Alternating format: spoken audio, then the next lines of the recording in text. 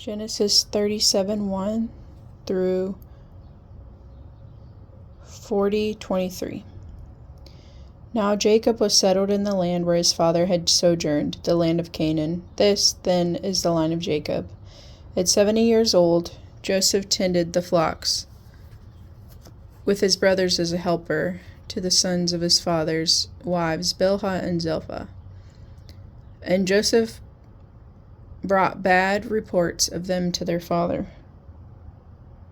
Now Israel loved Joseph best of all his sons, for he was the child of his old age, and he made him an ornamented tunic. And when his brothers saw that his father loved him more than his brothers, they hated him so that they could not speak a friendly word to him. Once Joseph had a dream which he had told his brothers, and they hated him even more. He said to them, "Hear this dream which I have dreamed. We were binding sheaves in the field, when suddenly my sheaf stood up and remained upright. Then your sheaves gathered around and bowed low to my sheaf." His brothers answered him, "Do you mean to reign over us? Do you mean to rule over us?" And they hated him even more for his talk about his dreams. He dreamed another dream and told it to his brothers, saying, "Look, I have had another dream, and this time the sun, the moon, and 11 stars were bowing down to me." And when he told it to his father and his brothers, his father berated him. "What," he said to him, "is this dream you have dreamed? Are we to come, I and your mother and your brothers, bow low to you to the ground?" So his brothers were wrought up at him, and his father kept the matter in mind. At one time, when his brothers had gone to pasture his father's flock at Shechem, Israel said to Joseph, "Your brothers are pasturing at Shechem. Come, I will send you to them." He answered, "I'm ready." And he said to him, "Go and see how your brothers are and how the flocks are faring, and bring back word to me." So he sent him from the valley of Hebron. When he reached Shechem, a man came upon him wandering in the fields, and the man asked, "What are you looking for?" He answered, "I am looking for my brothers. Can you tell me where they are pasturing?" The man said, "They have gone up from here, for I have heard them say, 'Let us go to Dothan.'" So Joseph followed his brothers and followed them at Dothan. They saw him from afar, and before he came close to them, they conspired to kill him. They said to one another, "Here comes that dreamer. Come now, let us kill him and throw him into one of the pits, and we can say, 'A savage beast devoured him.' We shall see what comes of his dreams." But when Reuben heard it, he tried to save him from them. He said, "Let us not take his life." And Reuben went on, "Shed no blood. Cast him out that pit and cast him into that pit out in the wilderness, but do not touch him ourselves," intending to save him from them and restore him to his father. When Joseph came up to his brothers, they stripped Joseph of his tunic and ornamented tunic that he was wearing, and took him and cast him into the pit. The pit was empty, and there was no water in it. Then they sat down to a meal. Looking up, they saw a caravan of Ishmaelites coming to Gilead, their camels bearing gum, balm, and ladanum, and to be taken to Egypt. Then Judah said to his brothers, "What do we gain by killing our brother and covering up his blood? Come, let us sell him to the Ishmaelites, but let us not do away with him ourselves. After all, he is our brother, our own flesh." His brothers agreed. When Midianite traders passed by, they pulled Joseph up out of the pit. They sold Joseph for 20 pieces of silver to the Ishmaelites, who brought Joseph to Egypt.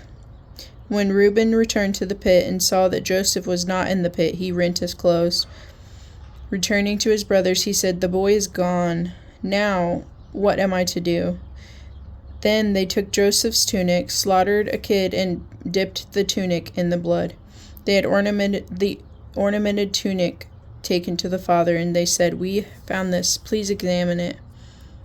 it is your son's tunic or not? Is it your son's tunic or not? He recognized it and said, My son's tunic. A savage beast devoured him. Joseph was torn by a beast. Jacob rent his clothes, put sackcloth on his loins, and observed mourning for his son many days. All his sons and daughters sought to comfort him, but he refused to be comforted, saying, No, I will go down mourning to my son in Sheol. Thus his father bewailed him. The Midianites, meanwhile, sold him in Egypt to Potiphar, a courtier of Pharaoh and his chief steward. About that time, Judah left his brothers and camped near a certain Adullamite, whose name was Hira. There Judah saw the daughter of a certain Canaanite, whose name was Shua, and he married her and cohabited with her. She conceived and bore a son and named him She conceived again and bore a son and named him Onan. Once again she bore a son and named him Shelah. He was at Sisib when she bore him. Judah got a wife for his firstborn. Her name was Tamar. But Judah's firstborn, was displeasing to the Lord, and the Lord took his life. Then Judah said to Onan, Join with your brother's wife, and do your duty by her as a brother-in-law, and provide offspring for your brother. But Onan, knowing that the seed would not count as his, let it go to waste, whenever he joined with his brother's wife, so as not to provide offspring for his brother. What he did was displeasing to the Lord, and he took his life off also. Then Judah said to his daughter-in-law Tamar, Stay as a widow in your father's house until my son Shelah grows up, for he thought he too might die like his brothers. So Tamar went to live in her father's house. A long time afterward, Shua's daughter, the wife of Judah, died. When his period of mourning was over, Judah went up to Timnah to his sheep shearers, together with his friend Hira the Adullamite. And Tamar was told, Your father-in-law is coming up to Timnah for the sheep shearing. So she took off her widow's garb, covered her face with a veil, and wrapped herself up, sat down at the entrance of Enaim, which is on the road to Timnah, for he saw that Shelah was grown up, yet she had not been given to him as wife. When Judah saw her, he took her for a harlot, for she had covered her face. So he turned aside to her by the road and said, Here, let me sleep with you. For he did not know that she was his daughter-in-law. What? She asked. Will you pay for sleeping with me? He replied, I will send a kid from my flock. But she said, He must leave a pledge until you have sent it. And he said, What pledge shall I give you? She replied, Your seal and a cord, and the staff which you carry. So he gave them to her, and slept with her, and she conceived by him.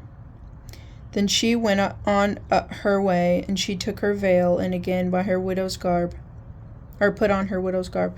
Judah sent the kid by his friend the Adullamite to redeem the pledge from the woman, but he could not find her. He inquired of the people of that town, Where is the cult prostitute, the one at Enaim by the road? But they said, There has been no prostitute here. So returned to Judah and said, I could not find her. Moreover, the townspeople said, There has been no prostitute here.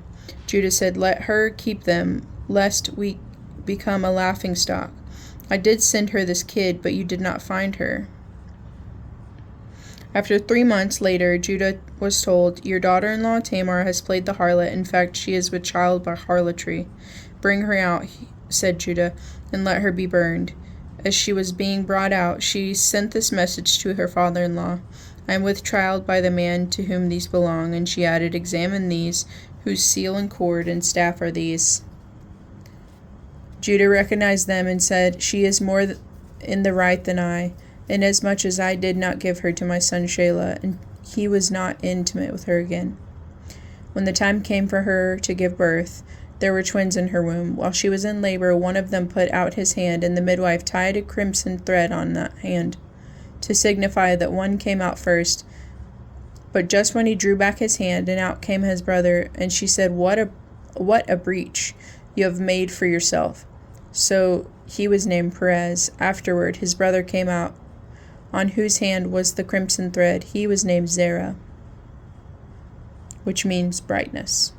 When Joseph was taken down to Egypt, a certain Egyptian Potiphar, a courtier of Pharaoh, and his chief steward, brought him out from the Ishmaelites who had brought him there. The Lord was with Joseph, and he was a successful man. He stayed in the house of his Egyptian master, and when his master saw that the Lord was with him, and that the Lord lent success to everything he undertook, he took a liking to Joseph. He made him his personal attendant, put him in charge of his household, placing in his hands all that he owned. And from that time the Egyptian put him in charge of his household and all that he owned. The Lord blessed his house from Joseph's sake, so that the blessing of the Lord upon everything that he owned, and in the house and outside. He left all that he had in Joseph's hands, and with him there he paid attention to nothing save the food he ate. Now Joseph was well built and handsome. After a time his master's wife cast her eyes upon Joseph and said, Lie with me. But he refused. He said to the master's wife, Look, with me here my master gives me no thought to anything in the house, and all that he owns he has placed in my hands. He wields no authority in this house, no more authority in this house than I. And he has withheld nothing from me except yourself, since you are his wife. How then could I do this most wicked thing and sin before God? And much as she coaxed Joseph day after day, he did not yield to her request to lie beside her to be with her. One such day he came into the house to do his work, none of the household being there inside. She caught hold of him by his garment, and she said, Lie with me. But he left his garment in her hand and fled away, fled outside. When she saw that he had left it in her hand, and he had fled outside, she called out to her servants and said, Look, he had to bring us a Hebrew to daily with us. This one came to lie with me, but I screamed aloud. And when he had heard me crying at the top of my voice, he left his garment with me and got away and fled outside. She kept his garment beside her until his master came home. Then she told him the same story, saying, The Hebrew slave whom you brought into our house came to me to dally with me. But when I screamed at the top of my voice, he left his garment with me and fled outside.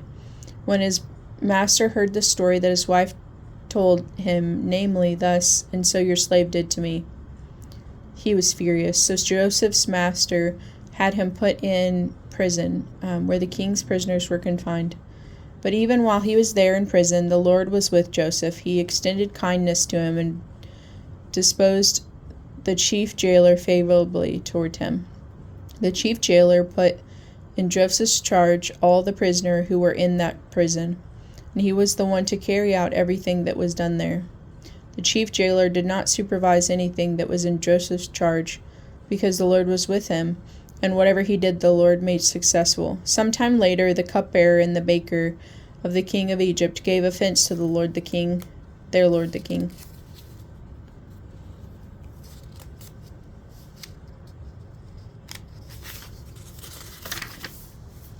Of Egypt. Pharaoh was angry with his two courtiers, the chief cupbearer and the chief baker, and put them in custody in the house of the chief steward, in the same prison house where Joseph was confined. The chief steward assigned Joseph to them, and he attended them. When they had been in custody for some time, both of them, the cupbearer and the baker of the king of Egypt, who were confined in the prison, dreamed in the same night, each his own dream, and each dream with its own meaning. When Joseph came to them in the morning, he saw that they were distraught. He asked Pharaoh's courtiers who were with him in custody in his master's house, saying, Why do you appear downcast today? And they said to him, We had dreams, and there is no one to interpret them. So Joseph said to them, Surely God can interpret. Tell me your dreams. Then the chief cupbearer told his dream to Joseph. He said to him, In my dream there was a vine in front of me. On the vine was 3 branches. It had barely budded. When came out its blossom, and its clusters ripened into grapes. Pharaoh's cup was in my hand, and took the grapes, pressed them into Pharaoh's cup, and placed the cup in Pharaoh's hand. Joseph said to him, This is the interpretation. The 3 branches are 3 days. In 3 days Pharaoh will pardon you and restore you to your post. You will place Pharaoh's cup in his hand, as was your custom formerly when you were his cupbearer. But think of me when all is well with you again, and do me the kindness of mentioning me to Pharaoh, so as to free me from this place. For in truth I was kidnapped from the land of the Hebrews, nor have I done anything that they should have put me in the dungeon. When the chief cupbearer saw how favorably he had interpreted, he said to Joseph, In my dream, similarly, there were 3 open work baskets on my head. In the uppermost basket were all kinds of food for Pharaoh that a baker prepares, and the birds were eating it out of the basket above my head. Joseph answered, This is its interpretation. The 3 baskets are 3 days. In 3 days Pharaoh will lift off your head and impale you upon a pole, and the birds will pick off your flesh. On the 3rd day, his birthday, Pharaoh made a banquet for all his officials and singled out his chief cupbearer and his chief baker among his officials. He restored the chief cupbearer to his position, to his cupbearing, and he placed the cup in Pharaoh's hand. But the chief baker he impaled, just as Joseph had interpreted to them. Yet the chief cupbearer did not think of Joseph. He forgot him.